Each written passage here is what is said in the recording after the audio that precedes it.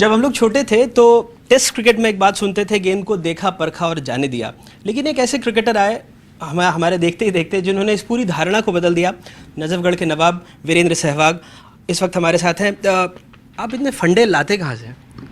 देखिए, general life है, उसमें बहुत सारे सवाल होते हैं लोगों के, बहुत सारे सवाल होते हैं लोगों के, लेडीज़ के, तो उनके जवाब देते हैं। कोशिश करता हूँ कि उसमें कुछ उनको हंसा सकूँ, ह्यूमर दे सकूँ, तो अच्छी बात है, क्योंकि बहुत कम लोग होते हैं जो लोगों को हंसा पाते हैं। आजकल की लाइफ में वैसी टेंशन इतनी है, पेन इतना है, किसी को 100 प्रॉब्लम है। अगर उनमें अगर मैं उनको 1-1.5 मिनट का कुछ ऐसे वीडियो दिखाता हूँ और उसके वीडियो को देखने के बाद अगर वो हंसते हैं तो बहुत अच्छी बात है मेरे लिए। लेकिन शादी पर आपने इतनी बड़ी सलाह दे डाली, क्या इससे पहले आरती जी से बात हुई थी? देखिए, अगर बात करता तो शायद फंडेज ना निकलते क्योंकि अगर मैं परमिशन लेने जाता तो शायद मुझे मिलता नहीं, क्योंकि जो मैंने बोला अपने फंडे पे लड़कियों के बारे में, बीवियों के बारे में, शायद दूसरा कोई नहीं होगा जो ऐसा बोल पाएगा। तो मुश्किल होता है, बट ये उनको भी मालूम है कि ये लोगों को हंसाने के लिए और ऐसी चीज़ें कही जाती हैं इसलिए, क्योंकि हम बहुत सारे सीरियल्स देखते हैं, बहुत सारे प्रोग्राम्स देखते हैं टीवी पर, जिनमें ऐसे ही बातें कुछ यूज़ होती हैं।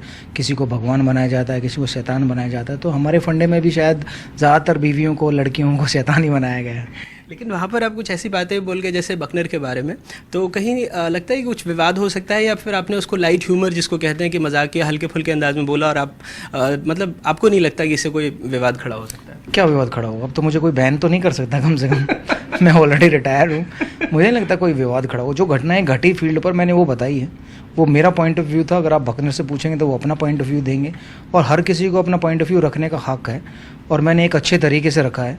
ऐसा भी नहीं कहा कि किसी की इंसल्ट की हो, बट ये ज़रूर कहा है कि मैं मजाक करता हूँ अंपायरों से बहुत। आप किसी भी अंपायर से पूछेंगे, चाहे कोई भी अंपायर हो, इवन चाहे धर्मसेना क्यों ना हो, जो रिसेंटली मैंने कमेंट्री करते वक्त डिसीजन रिव्यू सिस्टम को, धर्मसेना रिव्यू सिस्टम का, वो भी खुश जरूर होंगे, हंसेंगे ज़रूर कि अच्छा चलो कुछ फ़नी बात हुई, बट ऐसा मुझे नहीं लगता इससे कोई कंट्रोवर्सी खड़ी हो सकती है। आपने क्या डाला कि फेसबुक अगर ज़्यादा लाइक लेना है तो पहले इस लायक बनो। आपको क्या लगता है कि मौजूदा दौर में कौन से ऐसे क्रिकेटर हैं जिनको और लायक बनना होगा आपकी स्टाइल में, सीधे बल्ले से? देखिए, जो क्रिकेट खेलता है और इंडियन टीम के लिए खेलता है वो तो लायक बन गया है। इवन जो IPL खेलता है वो भी लायक बन गया है सेल्फी देने के। अब मैंने बहुत सारे ऐसे क्रिकेटर देखे जो अपने आप को ऑलराउंडर कहते हैं, लेकिन वो बल्लेबाजी में आज तक कुछ नहीं किया। तो आप काहे के ऑलराउंडर हो? तो यही बात मैंने अपने फंडे में भी कही है कि अगर आप ऑलराउंडर हो तो आप दोनों मीटिंगों में आते हो और कंट्रीब्यूशन सिर्फ एक जगह देते हो तो वो गलत। तो अगर आप इंडियन टीम के लिए खेलते हो या IPL टीम के लिए खेलते हो, आप लायक तो बन गए हो, सेल्फी तो लोग खिंचवाएंगे। अगर आप IPL में देखो कि कितनी फ़ैन फॉलोइंग होती है, जब भी एयरपोर्ट पे आप जाते हो लोग आपको घेरते हैं, फ़ोटो खिंचवाते हैं, और जायज़ है। वो उनका सपना था कि वो बड़े क्रिकेटर बने, उनके साथ लोग फ़ोटो खिंचवाएँ या ऑटोग्राफ दें। मेरे बच्चे तो अभी से प्रैक्टिस कर रहे हैं कि होप कल को वो IPL खेले तो उन्हें वो प्रैक्टिस जो आज की ऑटोग्राफ देने की काम आए कल। हम जैसे पत्रकारों के साथ 2 समस्या है जिस पर भी आपके फंडे हैं, तनाव दूर रखने के और मोटापा भगाने के। देखिए, मोटापा भगाने की बातें सब करते हैं, लेकिन एक्चुअली एक्सरसाइज करके ही मोटापा भग सकता है। और आजकल तो मुझे भी ज़रूरत है, जब से क्रिकेट छोड़ी है, फिटनेस की नहीं है, तो दोबारा से फिटनेस शुरू करनी पड़ेगी। सिर्फ सेल्फी लेने से जिम में या ट्रेनिंग के शूज़ ऑर्डर करने से अमेज़ोन या किसी साइट पर, तो उससे वेट कम नहीं होगा। वेट कम तो एक्चुअली एक्सरसाइज करके ही होगा। अगर आप तला हुआ खाते हैं तो आपको बहुत ज़्यादा एक्सरसाइज करनी पड़ेगी, मीठा खाते हो तो और ज़्यादा एक्सरसाइज करनी पड़ेगी। तो इससे बेहतर है पहले अपनी डाइट पर कंट्रोल करें और फिर आप फिटनेस शुरू करें। इस सीरीज़ में भी आप चाय पर चर्चा कर रहे हैं, कहीं राजनीति में तो नहीं जा रहे? ज़रूरी नहीं है हर कोई चाय पर चर्चा करे तो राजनीति में जाए। तो हमारे प्रधानमंत्री जी कहते हैं अगर वो चाय बेच कर अगर प्रधानमंत्री बन सकते हैं तो इससे बड़ी बात है और क्या होगी। इससे बड़ा मोटिवेशन क्या होगा हर उस आदमी के लिए जो काम करता है, तो वो भी सोच सकता है कि मैं भी कल को अपने देश के लिए कुछ कर सकता हूँ या कहीं भी जा सकता हूँ या कुछ भी बन सकता हूँ। तो एक बहुत बड़ा मोटिवेशन है। नोटबंदी पर भी आपने बेबाकी से अपनी राय रखी, इस पर कुछ थोड़ा बहुत कुछ कंट्रोवर्सी भी खड़ी हुई क्योंकि शहीद हनुमंत थप्पा का आपने नाम लिया था। पर आप अभी भी मानते हैं कि ये, क्योंकि बहुत सारी लंबी कतारें देखी जा रही है, आप मानते हैं कि ये जो कदम है बिल्कुल सही है? देखिए, परेशानी ज़रूर होती है जब कोई भी गवर्नमेंट हो और वो कोई डिसीजन लेती है, तो हमें हमेशा सपोर्ट करना चाहिए, क्योंकि आम जनता ने तो उन्हें वोट दे के जिताया है। अब अगर वो कोई भी काम करे तो आम जनता के हित के लिए ही करेंगे। आपने उस वक्त लिखा था कि अमेरिका में लोग वोट गिनेंगे, यहाँ नोट गिनेंगे। सही नहीं था? बिल्कुल। विराट कोहली के लिए आपने बड़ी एक लाइन लिखी थी, मैं बार बार भूल जाता हूँ इसलिए मैं उसको लेकर आया था। कुछ आपने विराट कोहली के साथ कहा कि गुजरात में घाघरा चोली और देश में विराट कोहली याद रखते हैं। तो ऐसी लाइनें आप लाते कहाँ से हैं? देखिए, ये लाइनें हैं क्योंकि चोली और कोहली, ये दो वर्ड है, ये मिलते जुलते हैं। ऐसे ही गोली, वो भी मिलता जुलता है। जैसे मैंने कहा था कि पाकिस्तान को गोली से डर नहीं लगता, लेकिन कोहली से ज़रूर लगता है, क्योंकि जो उनके आंकड़े हैं पाकिस्तान के खिलाफ वो बहुत बेहतरीन है। उनका हाईएस्ट वनडे स्कोर भी पाकिस्तान के खिलाफ है।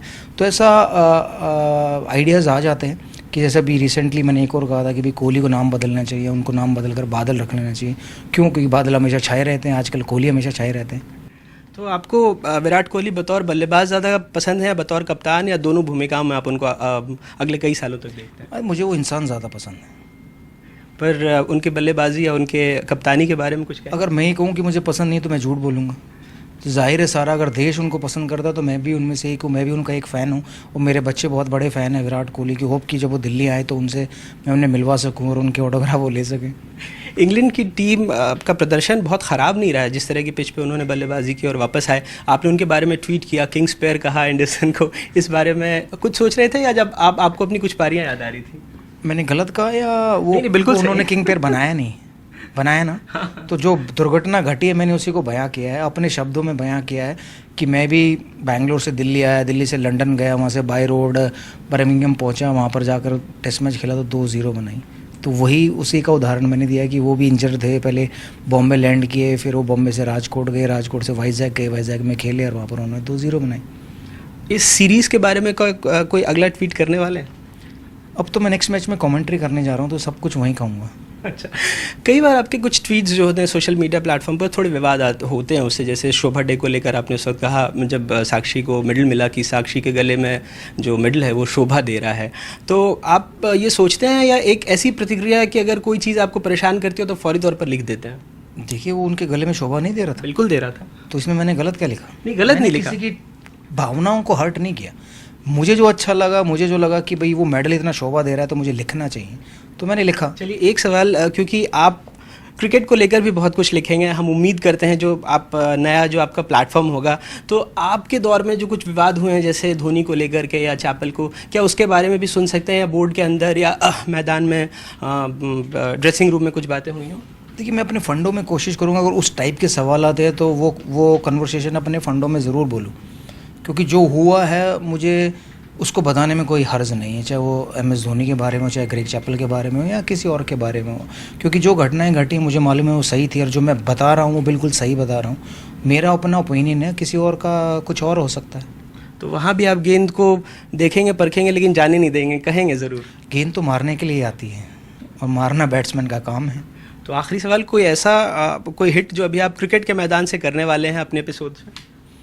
नहीं, अभी तो हम लोग प्लान कर रहे हैं, दोबारा स्क्रिप्ट लिख रहे हैं, बैठ रहे हैं, डिस्कशन कर रहे हैं कि अब कौन से सवाल होने चाहिए। शायद उसमें एक सवाल ये भी हो सकता है कि जनता लाइनों में लगी है, तो वो एक सवाल हो सकता है, तो उस पर मैं एक फंडा लिख सकता हूँ। या हर लोगों को सैलरी मिलती है, बहुत लोग कैलोरी बर्न करने में लगे रहते हैं, तो उन पर भी एक फंडा बनाया जा सकता है। तो अभी स्क्रिप्ट मैं लिख रहा हूँ, तो जैसे वो तैयार होगी इसको शूट करेंगे और डाल देंगे। वैसे आप क्रिकेट के भगवान को भी नहीं छोड़ते, उनको भी कहा कि जिस ब्रांड को एंडोर्स करते हैं उसको ले आए, और वो बार बार आपको लाला कहते हैं, उस पर भी आपने कहीं कुछ कहा था।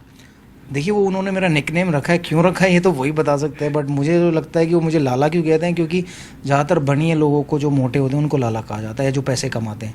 तो जो मेरी सोच है पैसे कमाने की, उसके पीछे शायद वो मुझे लाला कहते हैं। एक आखिरी सवाल है, विक्रम के उसमें इंटरव्यू में मैंने बहुत पहले सुना था कि आप जब भी पिच पर जाते थे, पहले भी एक बार कहीं सुना था, तो गाने गाते रहते थे। कहीं ऐसा इस प्लेटफॉर्म पर भी कोई गाने वाने गाएंगे क्या आप? कोई शौक गाने का आपको? जी, हमने गाने गाए हैं, वो भी आप सुनेंगे, वो भी रिलीज़ होंगे। हर रोज़ एक नया फंडा रिलीज़ होगा अगले 10 दिन में, तो उसमें जो गाने वाला है वो भी आएगा। अगर गाना थोड़ा सा आप बता पाए? हाँ, क्योंकि आपकी आवाज़ में गाना कभी नहीं। देखिए, अगर मैं गाना गाऊंगा तो NDTV को उसके लिए पे करना पड़ सकता है। नहीं, यहाँ पर आप सिर्फ अगर बता पाए कौन से गाने आपको पसंद है? काफ़ी कुछ गाने हैं जो मैंने मुरलीधरन के लिए एक गाना गाया, शोएब अख्तर के लिए एक गाना गाया, तो अपने दोस्तों के लिए एक गाना गाया। जब हम लोग रन नहीं बनाते तब भजन गाते हैं, रन बनते हैं तो फिर हम लोग बॉलीवुड सॉन्ग्स गाते हैं। तो उसमें बताया है क्यों करते हैं। कोई ऐसा भजन जो आप सिर्फ जिक्र करना चाहें? हाँ, मतलब साईनाथ के काफ़ी भजन थे, और 300 साल गुरु दे नाल ये भी एक भजन था जिसको हम लोग बहुत गुनगुनाते थे खेलते वक्त। चलिए, तो इस नए अवतार में हम वीरू को अलग रंग में ही देखेंगे, लेकिन यहाँ पर भी उन्होंने साफ कर दिया है कि वो गेंद को देखने परखने के बाद जाने नहीं देंगे, खेलेंगे ज़रूर। वीरू, हमसे बात करने के लिए बहुत बहुत शुक्रिया। धन्यवाद।